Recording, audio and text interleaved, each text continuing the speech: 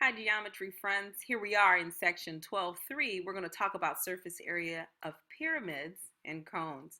Our vocabulary is as follows. We're going to talk about what a regular pyramid is, and sometimes the best way to visualize a thing is to see a drawing of it. So here's a regular pyramid, and what it basically is in definition is going to be a pyramid where the base is a regular polygon and it has lateral edges that are congruent. So a pyramid with a regular polygon as its base and congruent lateral edges would be considered a regular pyramid. So let's check it out.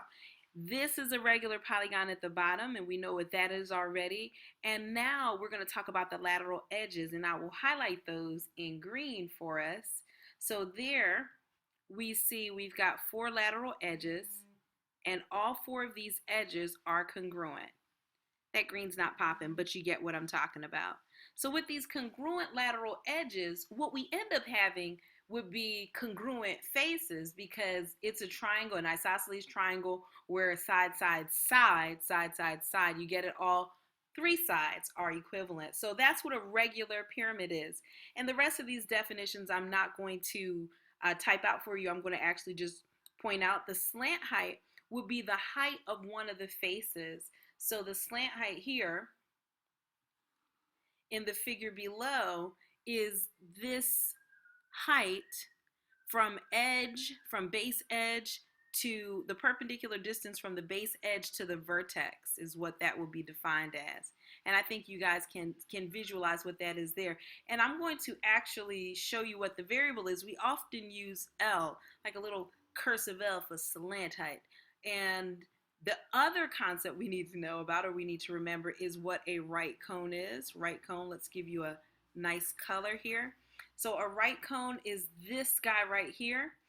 Perpendicular, the altitude and the axis are both perpendicular and actually are both the same, perpendicular to the base, whereas an oblique cone over here is going to have a different circumstance where the axis and the altitude are different. Now the axis is the distance from the center of the base to the vertex, or that line that connects the center of the base to the vertex.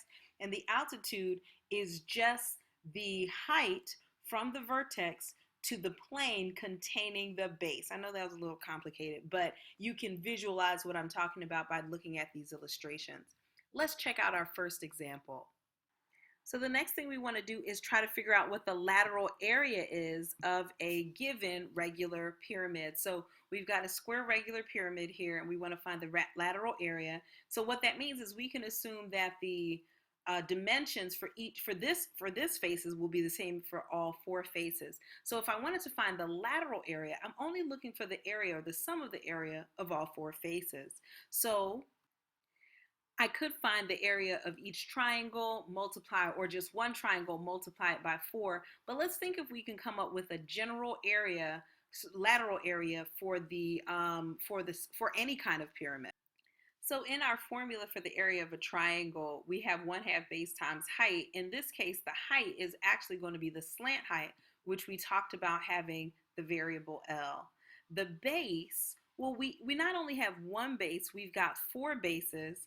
And when I think about all of those bases added up, that will be the perimeter of the base. So I can call that literally the perimeter of the base.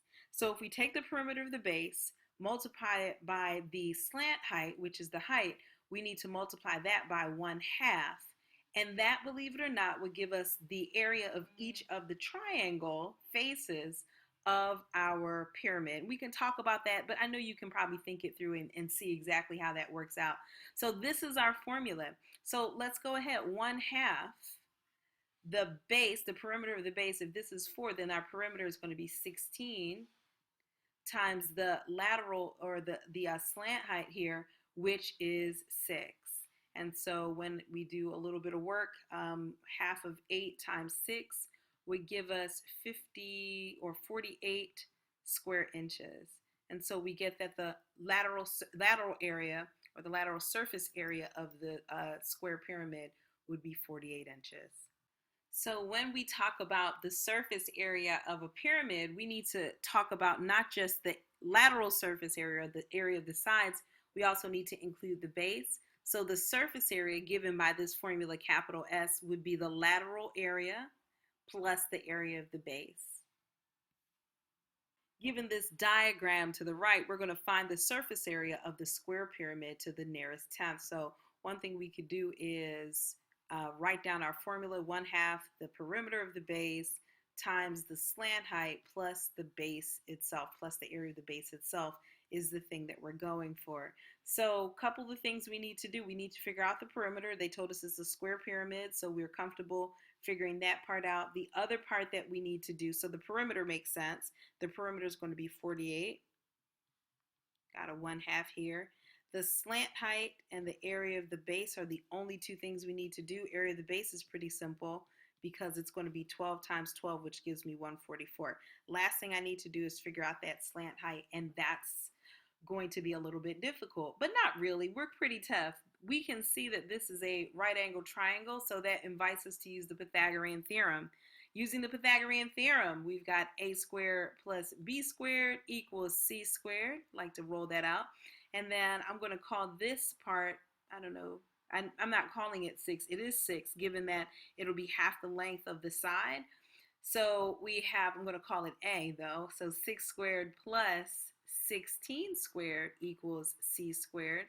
And that gives me, what's that, 36 plus 256. 256 is equal to c squared. When I add these guys up, let's see if any good comes from it. 2 carry 1, 9. 292, if my mathematics serves me correctly. And I don't seem like I'm going to get a really nice answer for that, so I'm going to go to my calculator and see if I can get some help. And I get 17.1 thereabout, and so I'm going to put 17.1 right in. And when I use my calculator again to calculate our answer, so I'm going to multiply 1/2 times 48 times 17.1. I'm going to take that product and I'm going to add it to 144 for a grand total of 554.4 centimeters squared. All right. All right, in this example, we're going to find the surface area, the entire surface area of our pyramid here, our regular pyramid. And let's just check out what we've got.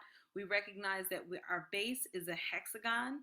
Our slant height is 8 centimeters. I think we can do this in our base, and the edge is 5 centimeters. I think we can handle this. This shouldn't be too bad. So our formula is that the surface area will equal the lateral surface area, or the lateral area. So that's 1/2 the perimeter times the slant height plus the area of the base. So we need to figure out the area of the base. And how do we figure out the area of the base? I think we have a formula for that. It's, what is it, 1/2 the apothem times the perimeter of the base, right? 1/2 the apothem times the perimeter, with a very similar concept of the triangles that we will be working on there. And so that we're going to do that. And then here we're going to be dealing with 1/2 that same perimeter times the slant height. We're going to add all that together. So 1/2, what's the perimeter? 5 times 6 is 30. And that slant height is 8. And then 1/2 the apothem we've got to work on, but that's not going to be too bad. The perimeter, again, is going to be 30. So let's think about what's happening here. We know that when we're dealing with a hexagon, we've got beautiful triangles that are fun to deal with. We've got 36, not 30, 60. Well, we will have 30, 60, 90, but we've got equilateral triangles. So I know that this side is 5 from here to here. This side is also 5. This is a 30-degree angle because we're cutting a 60-degree angle in half.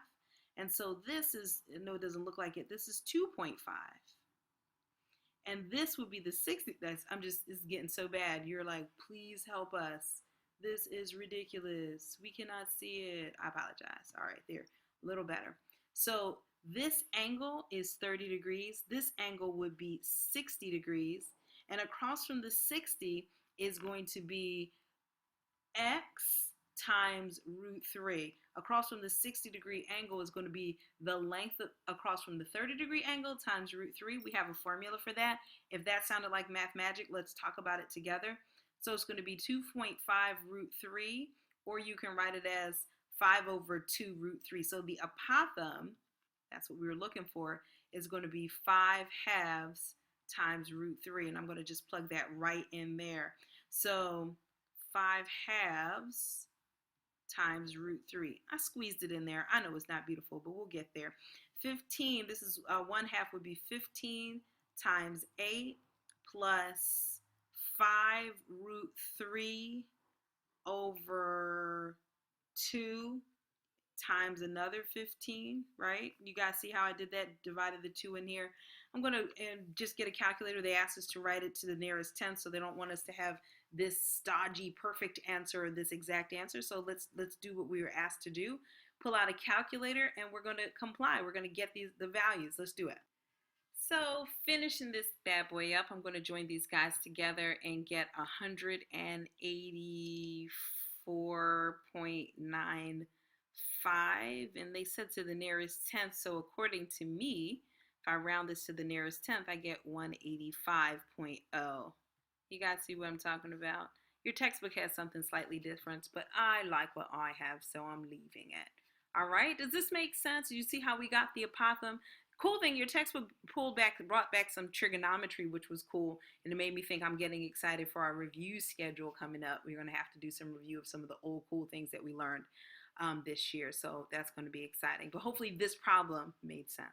So before we get off of this chapter, and we might have to spend a little bit more time looking at this section, but before we get off of this chapter, we're going to make sure that we have some of our formulas memorized and handy. And one formula we're going to use, which is very similar to that for the pyramid, is that for the cone. The lateral area of a pyramid is 1/2 the perimeter times the slant height, whereas the lateral area for the cone is going to be 1/2 the perimeter. Remember, the perimeter of a circle is 2 pi r. 1/2 of that would be pi r. So pi r times L. Very similar indeed. Here we're going to have that the surface area is the lateral area plus the area of the base, and we know the area of the base is pi r squared. So essentially we're working with the same idea in this next example.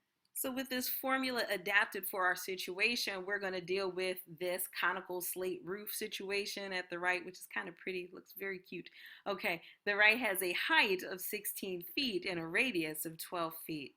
Find the lateral area. So if the radius is 12 feet, we're going to put 12 right in to our equation. And if the height is 16 feet, we can't use that because we need the lateral or the slant height. I'm sorry, all these L's.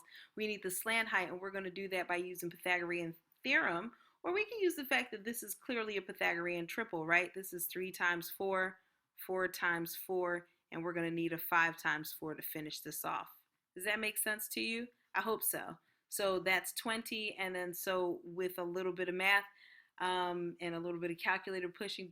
Well, I'm going to leave it in pi terms, I think, because that's easier, and why not? So we get 240 pi, and since we're talking about area, feet squared, and that's it. This final example is going to ask us to find the surface area, so let's get that on really quick. So surface area, we remember, was equal to 1/2 the perimeter times the slant height plus the area of the base, but when we translate that to the cone, the surface area is equal to pi r times the slant height plus pi r squared, which is the area of the base. And so with that, we're going to do it. Find the surface area of the cone with a diameter of 14.8 centimeters and a slant height of 15 centimeters. So the slant height we're going to plug in, and we're going to plug in the radius. The radius is going to be half of that, which is going to be 7.4. Slant height is going to be 15. And now this is a matter of plugging it into our calculator if we'd like, and I think I will with the decimal and the pi, and I'm going to get an approximate value. So literally I'm going to take pi multiplied by 7.4 times 15 and then add this product together to it to get 520.75 centimeters squared. All right, so that's it for this particular lesson, section 12.3. Let me know if you have any questions or anything that I can do to help, and I look forward to talking to you soon and clearing up any issues. Take it easy now. Bye bye.